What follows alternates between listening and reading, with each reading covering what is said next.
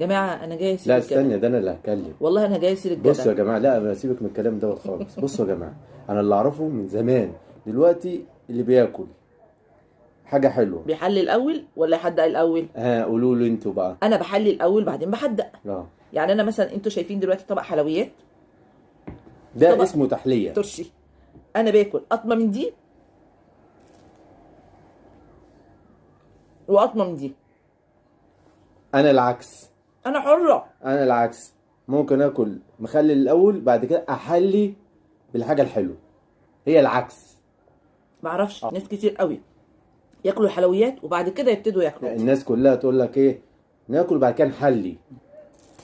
بس ادي يا جماعه عشان انا اقول لكم.